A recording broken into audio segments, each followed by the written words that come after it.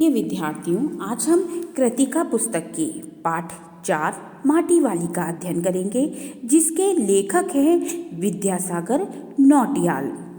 ये कहानी उत्तराखंड के टिहरी गांव की है, जहाँ पर टिहरी बांध बनाया गया, जो बांध बहुत ही विशाल है। ठीक, तो वहाँ पर जो वो टिहरी गांव था, पूरा जो टिहरी शहर था, उसे वहाँ के निवासियों को दूसरी जगह स्थानांतरण किया गया, यानी उनको दूसरी जगह ऋषिकेश, हरिद्वार, उनको नीचे मतलब उनको वहाँ से उनका घर उनको नीचे जगह दी गई कि वो वहाँ जाकर रहें। पर जगह उन्हीं व्यक्तियों को दी गई जिनके पास टिहरी में अपनी ज़मीन के कागज थे। ठीक, तो ऐसे में जब सारा पूरा गांव दूसरे शहर में जाकर बस रहा था, कुछ ऐसे लोग थे जो उस जगह को छोड़ना नहीं चाहते थे।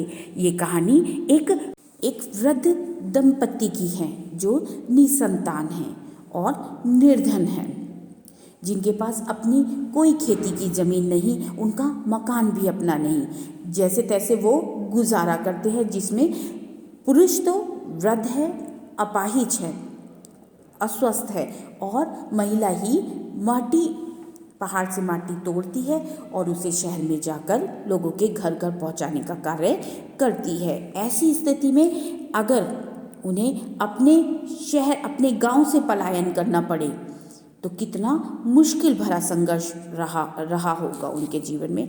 आइए कहानी का अध्ययन करते हैं। शहर के सेमल का तप्पड़ मोहल्ले की ओर बने आखिरी घर की खोली में पहुंचकर उसने दोनों हाथों की मदद से अपने सिर पर धरा बोझ नीचे उतारा।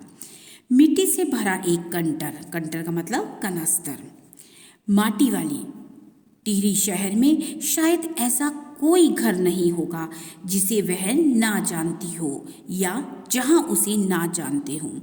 घर के कुल निवासी, बरसों से वहां रहते आ रहे किराएदार, उनके बच्चे तलक, घर घर में लाल मिट्टी देते रहने के उस काम को करने वाली वह अकेली थी। उसका कोई प्रतिद्वंदी नहीं। उसके बगैर तो लगता है टिहरी शहर में कई एक घरों में चूल्हों का जलना तक मुश्किल हो जाएगा। वह ना रहे तो लोगों के सामने रसोई और भोजन कर लेने के बाद अपने चूल्हे चौके की लिपाई करने की समस्या पैदा हो जाएगी। भोजन जुटाने और खाने की तरह रोज की एक समस्या। घर में साफ लाल मिट्टी तो हर हाल में मौजूद रहनी चाहिए। चूल्हे चौके को लीपने के अलावा साल 2 साल में मकान के कमरों दीवारों की गोबर लिपाई करने के लिए भी लाल मिट्टी की ज़रूरत पड़ती है। शहर के अंदर कहीं माटा खान है नहीं। भगीरथी और भिलांगना 2 नदियों के तटों पर बसे हुए शहर की मिट्टी इस कदर रेतीली है कि उनसे चूल्हे की लिपाई का काम नहीं किया जा सकता। आने वाले नए किराएदार भी एक बार अपने घर के आंगन में उसे देख लेते हैं तो अपने आप माटी वाली के ग्राहक बन जाते हैं। घर घर जाकर माटी बेचने वाली नाटे कद की एक हरिजन बुढ़िया माटी वाली। शहरवासी सिर्फ माटी वाली को ही नहीं, उसके कंटर को भी अच्छी तरह पहचानते हैं। रद्दी कपड़े को मोड़कर बनाए गए एक गोले डिल्ले यानी सिर पर बोझ को जब उठाते हैं तो उसके नीचे रखने की कपड़े से बनी गद्दी, जिसको फोल्ड करके एक गोल रिंग टाइप से बना लेते हैं कपड़े से। और आपने देखा होगा जो लोग गांव की महिलाएं अपने सिर पर कलश या क्या कहते हैं मटका रखती हैं तो वो इसको लगाती हैं। ठीक है, तो डिल्ले का मतलब है कपड़े से बना सिर पे रखने का एक गोल रिंग, जिस पर वो अपने कंटर को रखती थी। रद्दी कपड़े को मोड़कर बनाए गए एक गोल डिल्ले के ऊपर लाल चिकनी मिट्टी से चुलबुल भरा कनस्तर टिका रहता था। उसके ऊपर किसी भी प्रकार का कोई ढक्कन नहीं लगा, कभी उस पर ढक्कन लगा नहीं देखा। अपने कंटर को इस्तेमाल में लाने से पहले वह उसके ऊपरी ढक्कन को काटकर निकाल फेंकती है। ढक्कन के ना रहने पर कंटर के अंदर मिट्टी भरने और फिर उसे खाली करने में आसानी रहती है। उसके कंटर को ज़मीन पर रखते रखते सामने के घर से 9-10 वर्ष की छोटी लड़की कामनी दौड़ती हुई वहाँ पहुँची और उसके सामने खड़ी हो गई। मेरी माँ ने कहा है ज़रा हमारे यहाँ भी आ जाना, अभी आती हूँ। घर की मालकिन ने माटी वाली को अपने कंटर की मिट्टी कच्चे आंगन के एक कोने में उड़ेलने के लिए कह दिया। उड़ेलने मतलब डालने के लिए कह दिया। तू बहुत भाग्यवान है, चाय के टाइम पर आई है हमारे घर। भाग्यवान आए खाते वक्त वह अपनी रसोई में गई और 2 रोटियां लेती आई। रोटी उसे सौंपकर वह फिर से रसोई में चली गई। यानी भाग्यवान आए खाते समय, ये मुहावरा है, लोकोक्ति है। यानी इसका अर्थ है कि जो भाग्यवान व्यक्ति होता है, नसीब वाला व्यक्ति होता है, वो उस समय आता है जब खाने का वक्त होता है। यानी अगर आप अलग टाइम पर जाएंगे, कोई बनाए या ना बनाए, लेकिन अगर आप भाग्यवान मतलब अच्छी किस्मत वाले हैं तो आप उस समय पहुंचेंगे तब उनके घर खाना बन रहा होगा। अब आगे पाठ का अध्ययन करते हैं। माटी वाली के पास अपने अच्छे या बुरे भाग्य के बारे में ज़्यादा सोचने का वक्त नहीं था। घर की मालकिन के अंदर जाते ही माटी वाली ने इधर उधर तेज निगाहें दौड़ाईं। हाँ, इस वक्त वह अकेली थी, उसे कोई देख नहीं रहा था। देखिए, वो एक महिला जो समृद्ध थी वो बोल रही है तेरा बड़ा अच्छा भाग्य है, तू ऐसे टाइम पर आई है जब हम लोग खाना खा रहे हैं। लेकिन माटी वाली इतना श्रम करती थी कि उसके पास समय ही नहीं था कि वो कभी सोचे कि भगवान ने उसे क्या दिया है या क्या नहीं। क्योंकि वह आगे आप देखेंगे कि सुबह कितनी सवेरे होते ही अंधेरे में वो मिट्टी लेती और शहर से दूर से मिट्टी लाती, कितने कोसों दूर, और एक घर में डालती, फिर दोबारा जाती और फिर दूसरे घर में डालती। तो सोचिए उसके पास समय था कि वो अपने भाग्य के बारे में सोच सकती। उसने फौरन अपने सिर पर धरे डल्ले के कपड़े को मोड़ों को हड़बड़ाहट में एक झटके में खोला और उसे सीधा कर दिया। फिर इखेरा खुल जाने के बाद वह एक पुरानी चादर का एक फटे हुए कपड़े के रूप में प्रकट हुआ। यानी जो उसके डल्ला था जिस पर उसने कपड़ा बांध रखा था, जैसे ही उसने खोला वह एक फटी हुई चादर के टुकड़े के रूप में हो गया। ये सब करते हुए उसे कोई ना देखे इसलिए उसने चारों ओर देखा। जब कोई नहीं था तब उसने यह कार्य किया। मालकिन के बाहर आंगन में निकलने से पहले उसने चुपके से अपने हाथ में थामी 2 रोटियों में से एक रोटी को मोड़कर और उसे कपड़े पर लपेटकर गांठ बांध दी। देखिए स्थिति देखिए कि जो 2 सूखी रोटी दी थी उसमें से एक उसने अपनी चादर के टुकड़े में बांध ली। साथ ही अपना मुंह यूं ही चलाकर खाने का दिखावा करने लगी। घर की मालकिन पीतल के एक गिलास में चाय लेकर लौटी। उसने वह गिलास बुढ़िया के पास जमीन पर रख ले। सादा बासी सा कुछ है नहीं अभी, कि अभी ना तो ताज़ा और ना ही बासी कोई सब्जी नहीं है, इसी चाय के साथ निगल जा। माटी वाली ने खुले कपड़े के एक छोर से पूरी गोलाई में पकड़कर पीतल के वह गर्म गिलास हाथ में उठा लिया। उसने अपनी साड़ी के पल्लू से जो खुला कपड़ा था उसके छोर से क्या करा, पीतल का गिलास उठा लिया। अपने होठों से गिलास के किनारे को छुआने से पहले शुरू में उसने उसके अंदर रखी गर्म चाय को ठंड लिए उस पर लंबी लंबी फूंके मारी, यानी उस चाय को ठंडा करने के लिए। तब रोटी के टुकड़ों को चबाते हुए धीरे धीरे चाय सुड़कने लगी का मतलब पीने लगी। चाय तो बहुत अच्छा साग हो जाती है ठकुराइन जी। उसने ठकुराइन से कहा कि सब्जी नहीं है तो कोई नहीं, चाय के साथ भी रोटी खाई जा सकती है। भूख तो अपने आप में एक साग होती है बुढ़िया, भूख मीठी की भोजन मीठा। तो जो ठकुराइन थी उन्होंने जवाब दिया कि भूख मीठी होती है या भोजन, क्योंकि अगर आपको भूख लगी है तो आपको सादा भोजन भी बहुत ही स्वादिष्ट लगेगा। तुमने अभी तक पीतल के गिलास संभाल कर रखे हैं, पूरे बाजार में और किसी घर में अब नहीं मिल सकते ये गिलास। तो जो वृद्ध महिला थी उससे माटी वाली ने ठकुराइन से कहा कि तुमने अब तक इन गिलासों को संभाल के रखा हुआ है। इनके खरीदार कई बार हमारे घर के चक्कर काट कर लौट गए। पुरखों यानी पुरखों की गाड़ी कमाई से हासिल की गई चीज़ों को हराम के भाव बेचने को मेरा दिल गवाही नहीं देता, क्योंकि जो खरीदार हैं वो इन चीज़ों को, जो पीतल की चीज़ें, उन्हें सस्ते में लेते हैं और उन्हें पॉलिश कर कर महंगे में बेचते हैं। हमें क्या मालूम कैसी तंगी के दिनों में अपनी जीभ पर कोई स्वादिष्ट चटपटी चीज़ रखने की बजाय मन मसोड़ कर 2-2 पैसे जमा करते रहने के बाद खरीदी होगी। ये तमाम चीज़ें जिनकी हमारे लोगों की नज़रों में अब कोई कीमत नहीं रह गई है। बाजार में जाकर पीतल का भाव पूछो जरा, दाम सुनकर दिमाग चकराने लगता है। और ये व्यापारी हमारे घरों से हराम के भाव इकट्ठा कर ले जाते हैं। तमाम बर्तन भांडे, कांसे के बर्तन भी गायब हो गए हैं सब घरों से। इतनी लंबी बात नहीं सोचते बाकी लोग। तो जो माटी वाली है वो ठकुराइन से कहती है कि हर व्यक्ति ये बात नहीं सोचता अपने पूर्वजों के बारे में।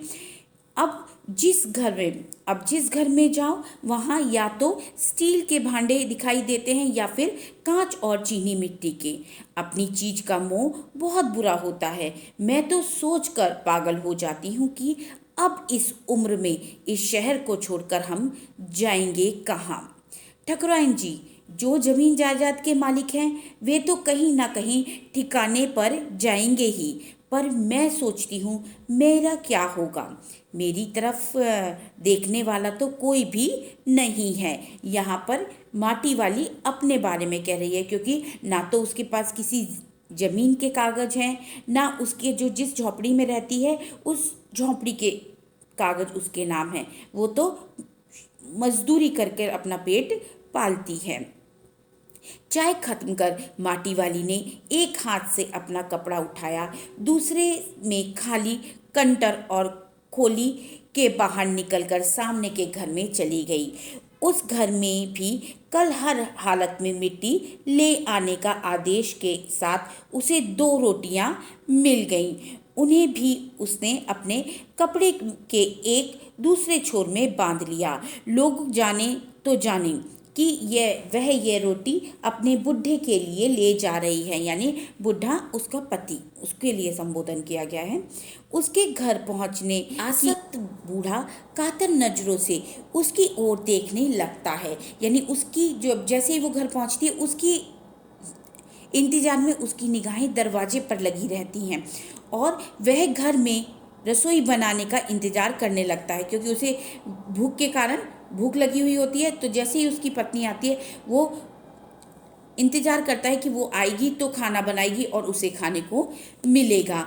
आज वह घर पहुंचते ही 3 रोटियां अपने बूढ़े के हवाले कर देगी। रोटियों को देखते ही उसका चेहरा खिल उठेगा। ये वृद्ध व्यक्ति के लिए कहा गया है कि रोज तो उसको इंतज़ार करना पड़ता है कि कब उसकी पत्नी खाना बनाकर उसको देगी, लेकिन आज तो वो हाथ के हाथ पहुंचते ही उसको रोटियां दे देगी। साथ में ऐसा भी बोल देगी, साग तो कुछ है नहीं अभी। और तब उसे जवाब सुनाई देगा कि मतलब जो वो कहती है कि मैं रोटियां उसे दूंगी और साथ में उससे ये भी कह दूंगी कि इसके साथ कोई सब्जी नहीं है। तो वो कहती है, फिर जो बूढ़ा व्यक्ति है वो जवाब उसे उत्तर देगा उस बात का कि भूख मीठी कि भोजन मीठा, कि कोई नहीं सब्जी नहीं है, मैं यही खा लूँगा। उसका गांव शहर के इतने पास भी नहीं है। कितना भी तेज चलो फिर भी घर पहुंचने में 1 घंटा लग जाता है। रोज सुबह निकल जाती है वह अपने घर से। पूरा दिन माटा खान में मिट्टी खोदने और फिर विभिन्न स्थानों में फैले घरों तक उसे पहुंचाने, उसे ढोने में बीत जाता है। यानी उसका समय सुबह सुबह वो सबसे पहले उठती है, माटी खाना जाती है, माटी खोदती है पूरे दिन और फिर उसको शहर के दूसरे दूसरे जगह जगह जाकर, अलग अलग घरों में जाकर उसको देती है। तो उसका सारा समय व्यतीत हो जाता है और उसका घर गांव से बहुत दूर है। तो इस कारण उसे आने जाने में भी 1 घंटा, सिर्फ जाने में ही 1 घंटा लग जाता है। घर पहुंचने से पहले रात घिरने लगती है। उसके पास अपना कोई खेत नहीं, जमीन का एक टुकड़ा भी नहीं। झोंपड़ी जिसमें वह गुजारा करती है गांव के एक ठाकुर की जमीन पर खड़ी है। उसकी जमीन पर रहने की एवज में उस भले आदमी के घर में भी माटी वाली को कई प्रकार के कामों की बेगार करनी होती है। नहीं, आज वह एक गठरी में बदल गए। अपने बूढ़े को कोरी रोटी नहीं देगी। यानी जो उसका पति है वो इतना कमज़ोर हो चुका है कि वह एक गठरी की तरह हो गया है। यानी उसकी जो कमर है, रीढ़ की हड्डी, वो बैंड हो गई है, पैर मुड़ गए हैं। अपने बूढ़े को कोरी रोटियां नहीं देगी। माटी बेचने से हुई आमदनी से उसने 1 पाव प्याज खरीद लिया। प्याज को कूटकर वह उन्हें जल्दी जल्दी तल लेगी। बूढ़े को पहले रोटियां दिखाएगी ही नहीं, सब्जी तैयार होने पर ही परोस देगी उसके सामने 2 रोटियां। अब वह 2 रोटियां भी नहीं खा सकता। 1 रोटी खा पाएगा या हद से हद 1.5। अब उससे ज़्यादा नहीं पचता। बाकी बची 1.5 रोटियों से माटी वाली अपना काम चला लेगी। एक रोटी तो उसने 1 रोटी तो उसके पेट में पहले ही जमा हो चुकी है। मन में यह सब सोचती, हिसाब लगाती हुई वह अपने घर पहुंच गई। उसके बूढ़े को अब रोटी की कोई जरूरत नहीं रह गई थी। माटी वाली के पाँव की आहट सुनकर हमेशा की तरह आज वह चौंका नहीं। उसने अपनी नजरें उसकी ओर नहीं घुमाई। घबराई हुई माटी वाली ने उसे छू कर देखा। वह अपनी मिट्टी को छोड़ के जा चुका था। यानी माटी वाली जैसे ही घर पहुंचती थी तो उसका पति जिस पलंग पर या जिस खाट पर लेटा हुआ होता तुरंत पलटकर दरवाजे की ओर देखता था। आज माटी वाली जैसे ही पहुंची उसके पति ने उसकी ओर नजरें नहीं फेरी। उसने उसको छू कर देखा तो वह समाप्त हो चुका था, यानी माटी में विलीन हो चुका था। ये बांध पुनर्वास के साहब, यानी जो उस टिहरी बांध जो बन रहा था उसके जो ऑफिसर थे, जो लोगों को उनके जगह के बदले में दूसरे शहर में जगह दे रहे थे, ठीक, उनसे पूछा कि उन्होंने माटी वाली से पूछा कि वह रहती कहाँ है। तुम तहसील से अपने घर का प्रमाण पत्र ले आना। मेरी जिंदगी तो इस शहर के तमाम घरों में माटी देते गुजर गई साहब, माटी कहाँ से लाती हो। मतलब जब वो उसका पति खत्म हो गया उसके बाद टिहरी निवास, जो टिहरी डैम बन रहा था उसके साहब आते हैं, जो भी होंगे मैनेजर, उसके पास आते हैं और माटी वाले से पूछते हैं तुम रहती कहाँ हो, क्योंकि स्थानांतरण करा जा रहा है। तो जब लोगों के पास जाकर पूछताछ हो रही है तो उससे पूछा कि तुम तहसील से अपने घर का प्रमाण पत्र ले आना, कि तुमको भी जमीन दे देंगे कहीं पर तुम अपने घर का प्रमाण पत्र लाओ। तो उसने कहा कि मेरी तो जिंदगी लोगों के घर में माटी पहुंचाने में ही निकल गई। वो फिर भी कहते हैं कि माटी कहाँ से लाती हो, माटा खाना से लाती हूँ माटी। वह माटा खाना चढ़ी है तेरे नाम। वो और उस वृद्ध महिला से कहते हैं कि वो जो माटा खाना है जहाँ से तू मिट्टी लेकर आती हो वो तुम्हारे नाम पर है। अगर है तो मैं तेरे नाम लिख देता हूँ। अगर वो माटी खाना तेरे नाम पर है तो मैं तुझे शहर में जमीन दे देता हूँ। माटा खाना तो मेरी रोजी है साहब। बुढ़िया हमें जमीन का कागज चाहिए, रोजी का नहीं। वो वृद्ध महिला से कहते हैं कि हमें कागज चाहिए कि जिसमें लिखा हो कि तुम्हारे नाम पर क्या जमीन है, और हमें ये नहीं पता तुम क्या करती हो या क्या मतलब। बांध बनने के बाद मैं क्या खाऊंगी साहब। इस बात का फैसला तो हम नहीं कर सकते, वह बात तो तुझे खुद ही तय करनी पड़ेगी। टिहरी बांध की 2 सुरंगों को बंद कर दिया गया। शहर में पानी भरने लगा। शहर में आपाधापी मच गई, यानी उसके जो टनल थे उनको 2 सुरंगों को बंद कर दिया गया और उससे क्या हुआ, पानी भरना शुरू हो गया डैम में। शहर के अंदर, शहर में आपाधापी मच गई।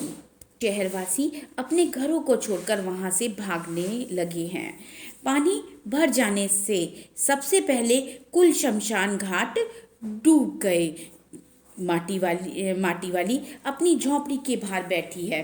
गांव के हर आने जाने वाले से एक ही बात कहती जा रही है, गरीब आदमी का शमशान नहीं उजड़ना चाहिए। अर्थात गरीब व्यक्ति अपने स्थान से उजड़कर यानी अपने स्थान को छोड़कर दूसरी जगह जाकर कैसे रह पाएगा।